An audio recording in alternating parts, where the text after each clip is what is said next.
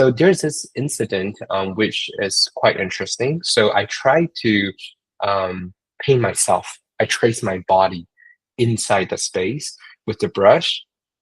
When I trace my body and I stood outside of my body, looking at my body, I feel this very emotional response because I have never witnessed my own body in this perspective.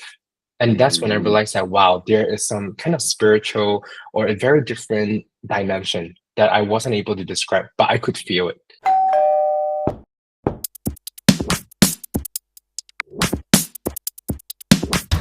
So I'm quite curious about like for Chris, for example, like is there any like do you still remember like the different kind of transitioning of you realizing that your artistic expression has grown into another level? Like if you remembered, and then would you be able to share? Of course, we don't see the visual through this conversation, but I'm just curious, what did you discover along that line of 20 years? Yeah, and I have my sharing as well, so I would love to listen to yours. Yeah.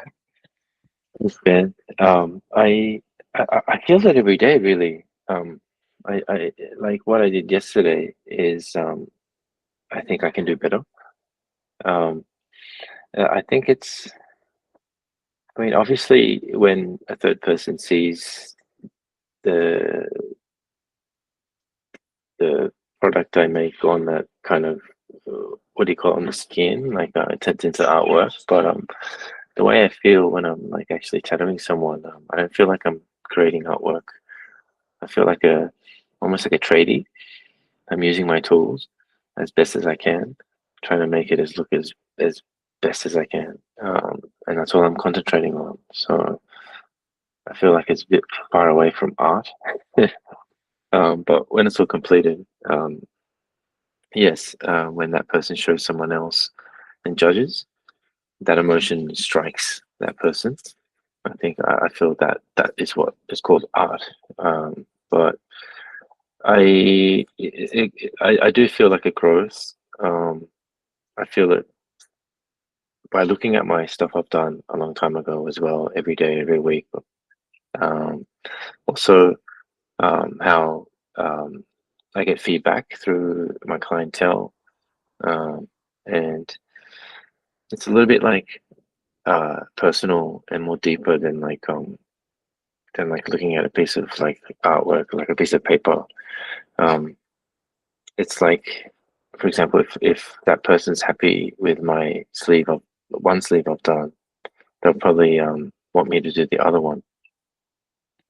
So I feel that itself is like a kind of like a growth for me as what I practice. But every day it's always a challenge for me, and I try to do better every single day. So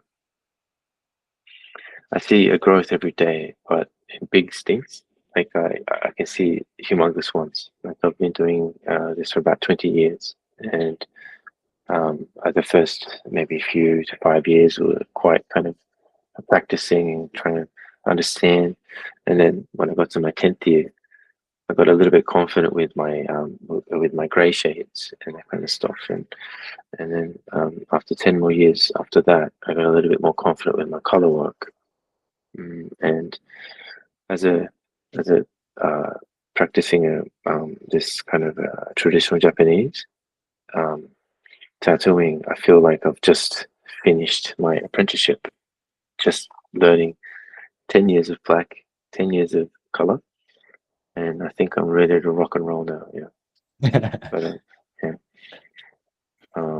So I don't know. I feel like there's lots of like ways I can see this kind of growth and kind of progression. Because like I'm so amazed on every time, because I feel like to have a tattoo on someone's skin, it's a lot of trust. Like for me, it's just on the canvas, right? And then now it's at a VR. It's so easy to so-called delete if I do not like it. But then for tattooing, it's like the trust between the two, but also something that it's permanent and you live with it. So I always admire.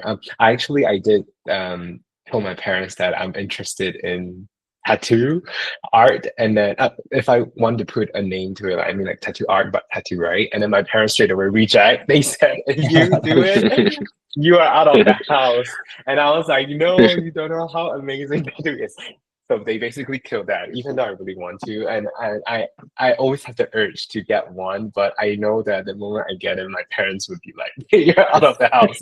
But it's okay. I still really appreciate that. And I really admire, for example, when you shared about it take 10 years for you to go into that mentality, and that you take that much time to do it. So for example, I think in this current age of art making, we always look for fast production, or like that idea of mass production, and you know, the uniqueness, how you could you produce. So like a lot of the arts and cultural, for my background, when I study arts management for my degree that I just recently graduated, I always look into like different cultures, like how do they produce cultural production or arts production. So like tattooing, I think it's a very specific culture, but also like a mentality that I think it's beyond time. It's beyond that kind of the how fast the world is moving, because tattooing, you need that full concentration. I would always imagine that. And also to really like separate that time inside the space of creating a tattoo, and also the time outside of it. So I always kind of like see that as a very sacred space, compared to, you know, like sometimes for me as a painter, you know, like I have like people coming in to, okay, you help me do this first layer, second layer, and then I'll do this. And then when it comes to very specific skill sets that I cannot share with anyone, then I'll do it myself without them around. So, you know, that kind of production shifted over the years. But I think tattooing is like where, you know, individual start all the way from the start to the end. And then that takes that 10 years of different parts. Like when you mentioned about the inking, and then the black ink, and then now the color, and then it takes 10 years. For me, like, I don't know how I would handle that, because my attention span constantly jumps from one place to the other. So I really appreciate you sharing on that. Yeah. Yeah, I kind of just kind of realized these types of things recently, you know, like you have to kind of like get through it to kind of like understand it. Mm. But I have desire to do it for 20 more years, you know, when I'm close to 70, you know. And I guess now, how is it now that you've got some apprentices, at least I don't know how many and for how long in Sydney, but now that I've met them and your two apprentices not in Osaka, how is it now? Like, rather than just your art and tattooing, it's being able to teach or guide. How has that shifted your perspective on stuff? It's I think I got to a point where I think when I hit the 40 age, that 40 mark, like I started like thinking to myself, talking to myself, saying, okay, I always did what I wanted to do. I've come halfway. Maybe I might try to do things I don't want to do anymore. And then that's when I started thinking and started like changing my lifestyle, and I started wanting to connect with like the youth more. I don't have children, and I probably never will. So I wanted to kind of translate some things, some of my knowledge, or you know, some things I know through you know, to youth. And yeah, that's how I met Riku and Tomoki. They're not my apprentices actually. They're kind of like my young co-workers kind of thing. But yeah, I've tried to explain as much as I know to them. But yeah, I feel like it's a new stage of my life. What do you call it? Like a bit more like I want to like expand in regards to like connecting to people and to kind of, you know, making a fun space to people to kind of you know, have the same vibes and to connect and to have a good time. Yeah. That was the main reason why I opened Osaka studio in Amemura. Mhm. If I didn't meet Riku, I don't think this place would be like this. But yeah, I guess it's a new stage. Chris, do you have anything for? Yeah, I'm quite. Please excuse me. Like, I'm quite ignorant in regards to like technology and this kind of this computers and especially this kind of virtual kind of stuff. I have tried it. I went to my friend's place once, and her boyfriend had this. He had these things in the corner of his room, and you put these things on, and you have these things in your hand, and you can like draw, or I don't know, you can do these 3D kind of virtual kind of drawing.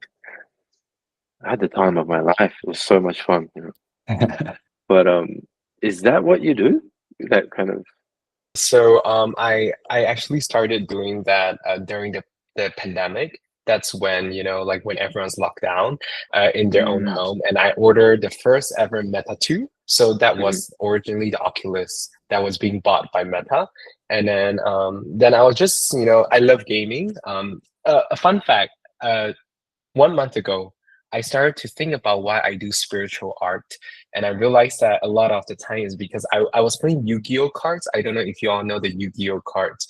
So the Yu-Gi-Oh cards inspire me to do all this thing. And then character designs, and then the all like the script writing, the text and all. Like, I think Mark clients have seen some of my artworks before. So that's why I have those script writing in the air with golden ink on a canvas.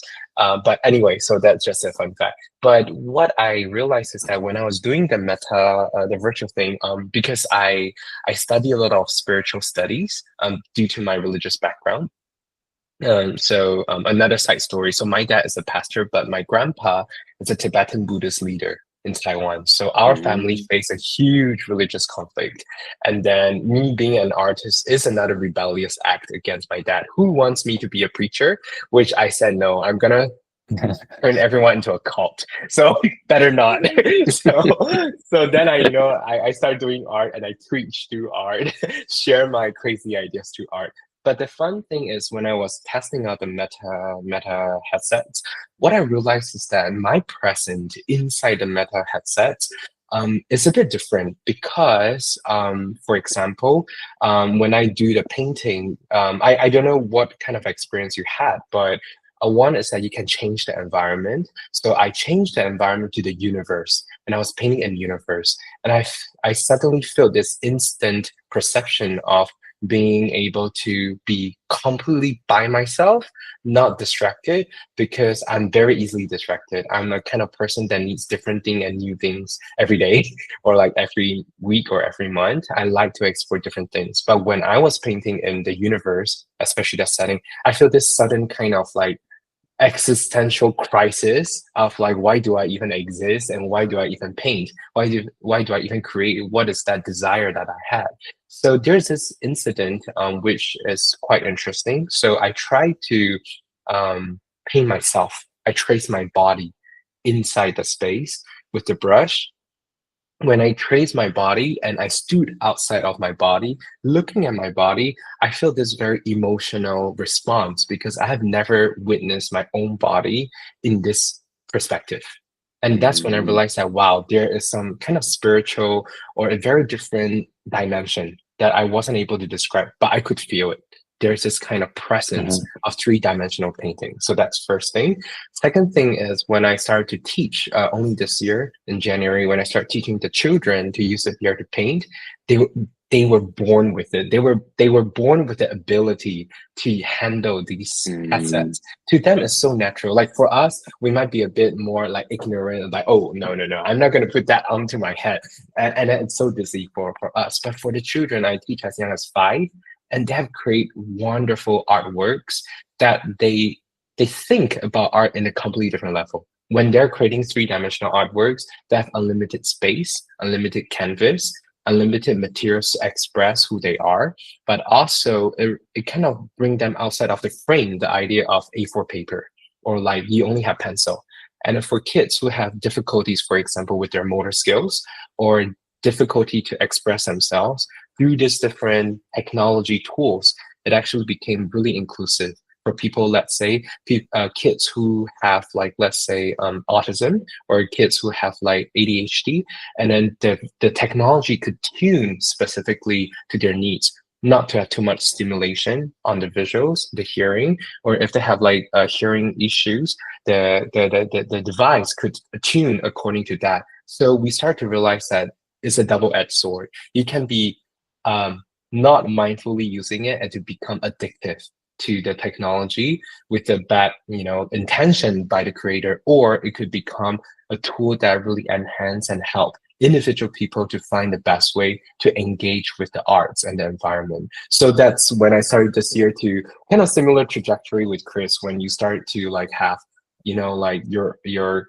colleagues coming in who are younger, and you want to kind of show and share this knowledge with them. But also you also become like a student learning from them, because they give you different perspectives, fresh kind of ideas coming in.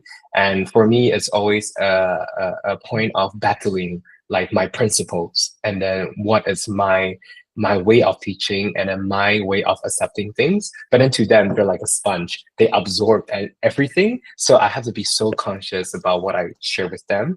But then when it comes to technology and 3D painting, they realized that they could finally find a tool that could express who they are truly within, outside of that A4 piece of white paper. So they no longer draw in that kind of canvas or that kind of surface.